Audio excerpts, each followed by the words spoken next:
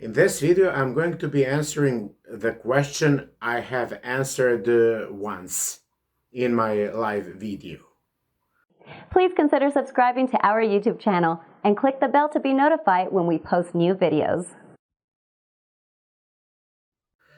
Well, this question concerns the fuel distributor itself, because again I get the questions if I want to rinse this part of your car. There are still people that think that if they just rinse this part, if they disassemble it, rinse it, reassemble it, that is going to solve all their problems. Unfortunately, no. Well, the issues of a bad fuel distributor are an uneven idle. But this uneven idle can come from other things.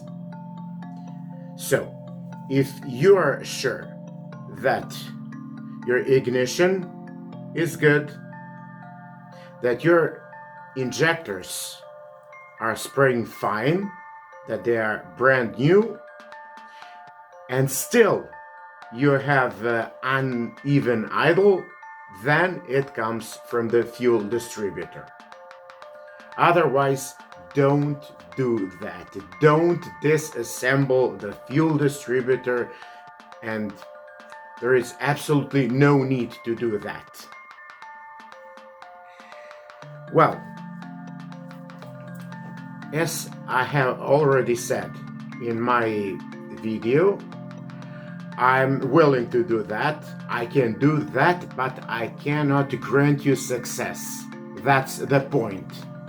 And I want to be honest towards you. I don't want to lie you and to rip you off, to take you just money and then to tell you, well, it's the other part, blah, blah, blah. I've been talking about that. This is how it goes. Again, the easiest part of the task is to disassemble the unit, to reassemble it, to flush it in the meanwhile, of course. But then I would have to tune the part. And in order to be able to do that, I must have the part on the engine. The engine has to be at the operating temperature, and I have to be observing the work of the sensors. The whole unit consists of the fuel distributor itself, as well as of the electro-hydraulic actuator, aka EHA. So, when tuning the fuel distributor, you actually have to tune the EHA. And this is how it goes.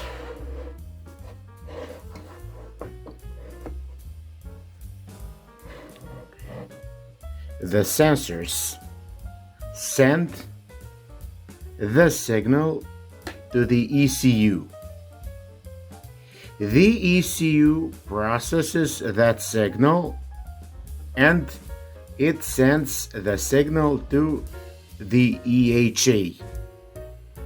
So when tuning the fuel distributor, you will have to observe the sensors, the work of your sensors.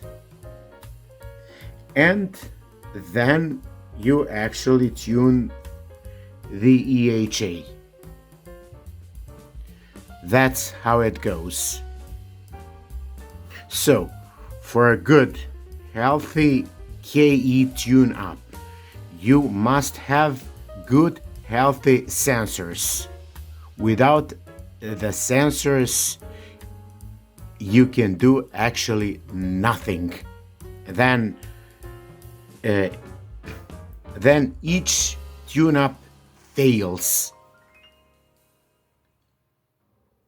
What I want to say is that if the sensors send bad signal to the ECU is going to create a bad signal and to send it to the EHA. Then the EHA is going to receive a bad signal in a form of milliamps. And then if that signal is bad, then you will have bad idle phase, warm-up phase, starting up phase, acceleration, deceleration, everything. And as I cannot do that at a distance, well, what should I say? Then this is a task you would have to do all by yourself. That's it.